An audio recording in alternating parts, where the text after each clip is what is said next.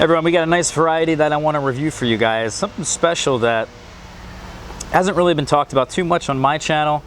It's becoming quite a popular fig. I've seen it posted about on our figs, and people have been growing this fig actually for years. It originates from Harvey, and then I think before that it comes from in the Las Vegas area, if I'm not mistaken, somewhere in the desert. I think in Reno, maybe, I think is where. But anyway, it's some friend of Harvey, and this is the fig right here, Socorro Black. So Socorro, New Mexico. Actually, yeah, that's where it comes from, guys. But you can see it's actually kind of drying up on the tree. I have never had one this color before, this dark. I've never seen that. Prior years, this particular fig has been green. As you can kind of see it down here, this one's ripening up now. And so is this one back in here, which is also green for the moment. And you can see it's very productive, this variety. It seems, however, to me, that it's not really that late. In fact, I would put it more in the category of like, even earlier than, let's say, Italian 258. However, it didn't ripen earlier than Italian 258 this year. I'm gonna put this guy down. Ooh, excuse me, guys. I will say that I've been really happy with the production, really happy with the earliness, and the rain resistance seems pretty decent. I haven't really, last year I think some of them split. This year and in this moment, it hasn't really been raining enough this time of the year to get a good accurate read on that.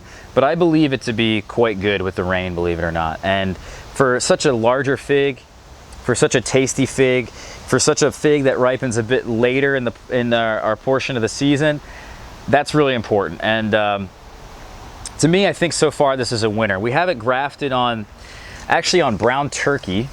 And believe it or not, this is the rootstock that originally I had on my Smith. And it's the very first video I did. We had our Smith tree over here. We grafted it on brown turkey, and it grew a crap ton. That's the Smith that year. We air layered off different pieces of it, different pieces of the trunk. Kind of like what we're doing over here with the Black Madeira KK. We did this, by the way, last year with our Azores Dark.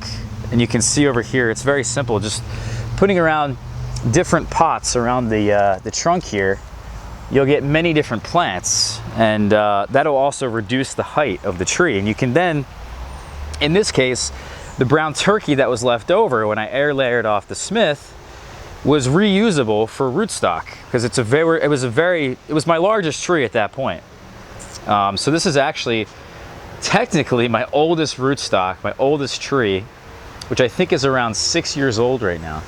So we grafted Socorro Black on here, and it took, and this has been the result. It's been growing quite well. Some of the leaves, I think, over the season have unfortunately dropped off. Some of the fruits have been dropping off as well, because I haven't been watering my trees probably as much as I should.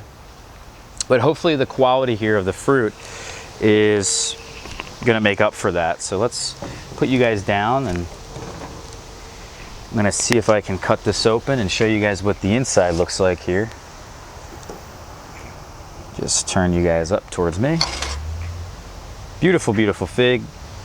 Looks like we got a mosquito trying to bite me or the fig. Oh, this looks great. And so far, yep, he's trying to bite me, guys. We definitely have an issue with mosquitoes here. We're not in the desert. We're not in California. And if it's been raining quite a bit, the numbers have increased quite a bit. But normally I only see them when it gets darker outside. But look at the interior of this. Let me show you guys what that looks like. This is really dark. An impressive specimen. You can see next to it is Coledon Blanc, and it's, I would say by my eye, the Socorro Black is darker. So technically we should have a more intense berry flavor. We should have an intense berry flavor regardless. But so far I haven't tasted that. I haven't gotten that intense berry flavor from this variety. It's mostly been very sweet, kind of mild berry flavor, and it's actually had a a lot of syrup or honey. You know, it's been really just pools of honey in this fig. I'm not seeing that, and I think because it's kind of dried up a lot on the tree, this one was actually shriveling up, which is really awesome because of this drier weather we've been getting. Wow.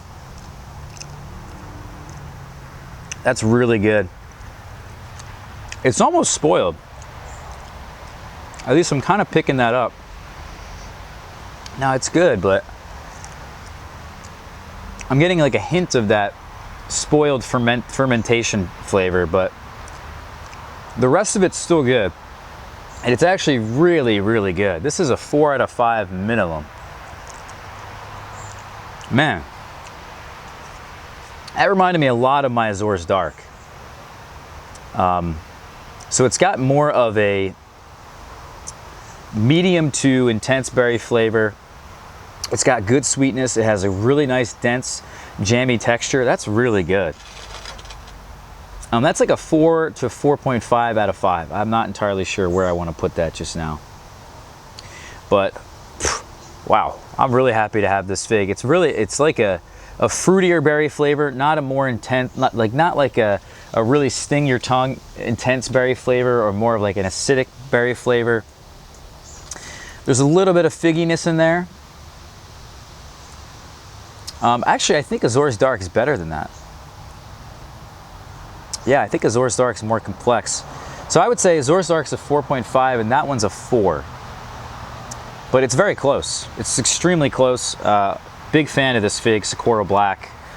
I want to thank Harvey for obviously getting this one out to the community and making it available, because that's really, really good.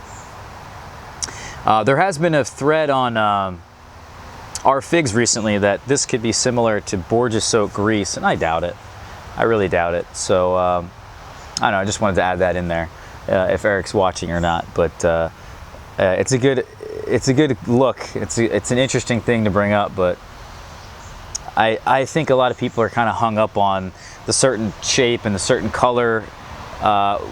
When in doubt, they're actually quite different figs, but who knows? Anyway, I want to thank everyone here for watching this one. If you're interested in growing figs, or if you know someone who's interested in growing figs, tell them about this video. We're growing so many different varieties. We have so many different flavors, so much different genetics here that someone who loves figs or is thinking about growing figs really benefit from watching these videos. So share the videos, guys. We'll talk to you soon.